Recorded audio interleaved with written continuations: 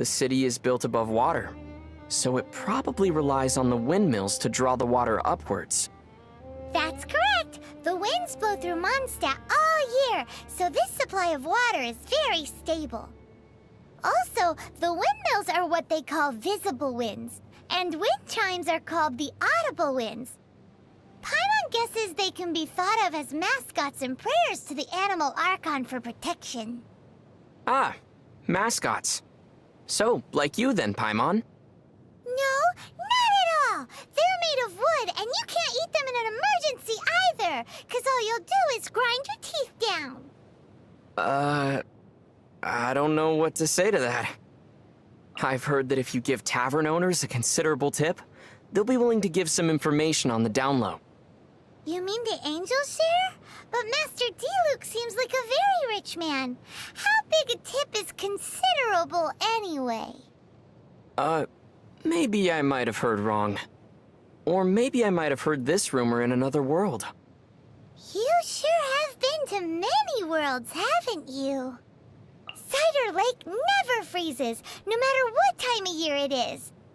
The best apple ciders in Mondstadt can only be made using the fresh water from this lake. It really does taste great. Paimon could drink 2 big bottles in a second.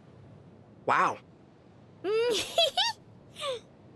With your size, I can't believe that you can drink that much liquid.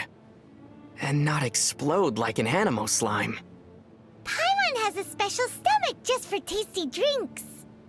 A special stomach? I have so many questions about how this world works. Sure would be nice to spend a night at the Goth Grand Hotel. Paimon thinks so too. The rooms are sure to be big and clean. Still, I've heard Mr. Goth say that they've had all kinds of strange problems ever since the Fatui moved in. The electro-sissons that their mages brought in attracted a lot of dust with static electricity, which ended up killing a lot of those sissons. Then, someone mixed up the mist grass pollen and the pepper, and the agents ended up brawling amongst themselves, each insisting that the other owed them money for wine. Hang in there, Goth Grand Hotel. So here in Mondstadt, alchemy is practiced out on the streets? Is that so strange? In many of the worlds I've been to in the past, alchemy has always been a secretive art. Watching alchemy being practiced as a part of daily life is like being in a world where people have 3 stomachs. Paimon thinks only having one stomach is weird. Are you serious? What do you think? Tevat's day and night both seem particularly short. The skies here are full of stars, but they aren't the same as the ones seen from my home. I wonder if the fates of people from Tevat are also related to their constellations. Oh? Do you know how to read the stars too? That's amazing! Not a lot of people outside Sumeru can do it. Paimon's curious. Come on, do a reading for me, quick! The night sky pictured on Paimon's cape flows with the light of many stars, and also of the deep ocean. The movement of these stars tells me that, in say 7 days from now... In 7 days what? Something good or something bad might occur. Right. Your theory sounds as rock solid as a geo-slime, and about as brainy too. If you want to adventure together with Benny's adventure team, you have to come prepared. Domains are very dangerous, so you should always take care to double and triple check your supplies in advance. Paimon's heard that the Adventurers Guild has compiled a list of 463 different ways of dying in these domains. If Bennett got you killed by accident, Paimon and Bennett would never forgive ourselves. Why am I the only one dying here? Well, that's because according to the numbers, Paimon can avoid 322 causes of death just by floating. I suddenly don't feel like exploring these domains. I've heard that Albert, being the leader of Barbara's fan club, sometimes gets bumps and bruises on purpose so he can go to the cathedral to see her. Paimon feels the Knights of Favonius should keep a closer watch on weirdos like that. But it seems that a month later, Albert discovered that Bennett was managing to see Barbara far more than he was. Well, Bennett does have the natural advantage when it comes to getting injured, after all. What is this? A Let's Bother Barbara contest? Lisa and Amber feel a bit like sisters. Huh? Why's that? Amber often runs errands for Lisa. Older siblings asking their younger siblings to do things for them so that they can slack off is a rather common practice. But my sister and I are the same age, so we had to decide these things via rock, paper, scissors. Whoa! So doesn't that make you my younger brother? What do you mean? Well, since Paimon floats, you're the only one who can run any errands. Seriously? Paimon, have you ever seen what Kaya looks like under that eye patch? Nope. So, it would seem he never takes it off. Actually, Paimon already knows why. Oh? He must be hiding some big secret. Really? A secret? See, Kaya heads out for assignments more than anyone else. So the skin under that eye patch has to be way lighter than the rest of him. So, if he ever takes that eye patch off... He'll definitely become the butt of everyone's jokes. Maybe he'll even get a weird nickname. Like, say, Pasty Eye. Guess he didn't need to take it off to get a weird nickname. It's time for Paimon's Little Life Tips. Little life tips? In Mondstadt, if there's something you can't fix, or there's something you can't get clean no matter what you do, if you ever run into something you can't handle yourself, you just need to shout this name into the skies. Noel! And everything that's troubling you will be swept away in an instant. So this is one of the tricks to living in Mondstadt. Pretty impressive.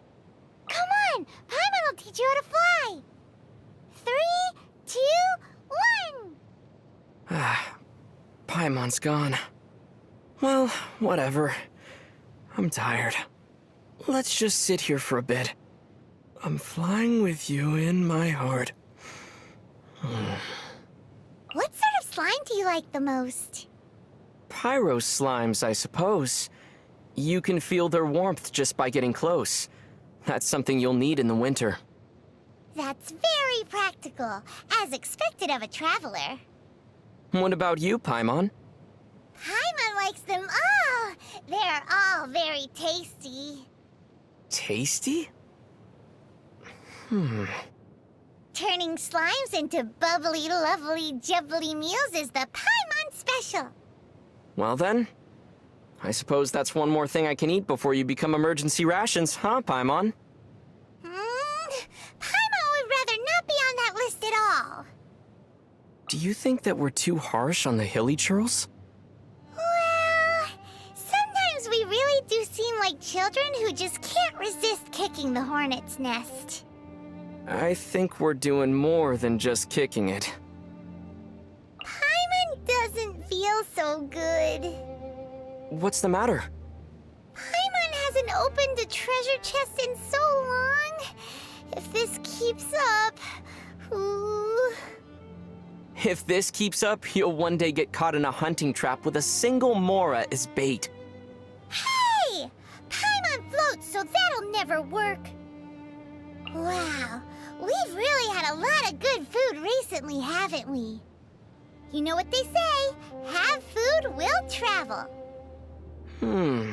Won't you be unable to fly if you get fat?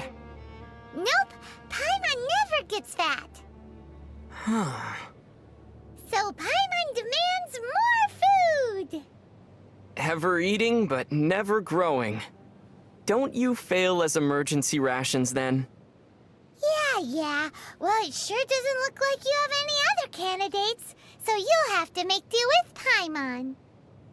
Which do you like more, cats or dogs? I prefer Paimon. Aw, that's cheating. Wait, no, Paimon's not a pet. We should get something tasty to eat. But Paimon doesn't want to have to go get it. Shall we decide with a game of rock, paper, scissors then? Ooh, okay. All right then. Rock, paper... Super Paimon Tornado! What?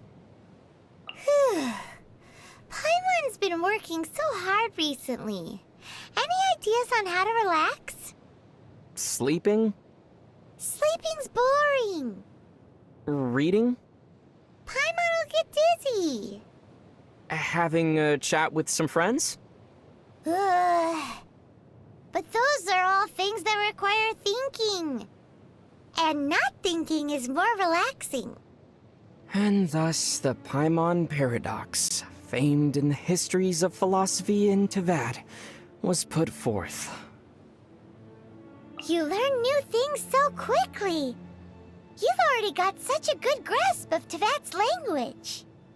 You're a good teacher, Paimon. Who knows?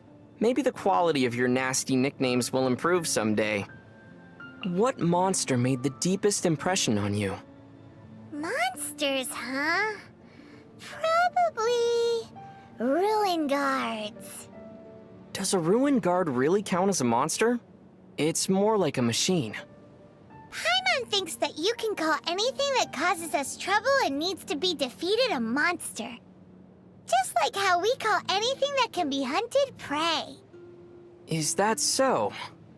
Well then, I think I'm finally able to classify you now, Paimon. Huh? What do you mean? You can be hooked and reeled in. Therefore, you're a fish. Hey, do that again! You know, that thing! Which one? The one where you make your weapon disappear with a swish, and then whoosh! You make it appear behind your back again! Oh, that? Haven't you seen that a ton already? But Paimon hasn't figured out how you do it yet. Could you explain it? Well, can you explain how you suddenly appear in front of me and then disappear just as suddenly? Well, Paimon seems to have always been able to do this, but Paimon doesn't know how. Precisely. I believe that the art of putting my weapon away follows the same principle. Maybe it's this similarity that makes us such good friends? What do you think of treasure chests? I believe that they were left behind by great travelers who once passed this way. Every time I open one and look at its contents, I can feel a certain kinship with those who came before. And that's how you get adventure experience. Look into Paimon's eyes. Something the matter?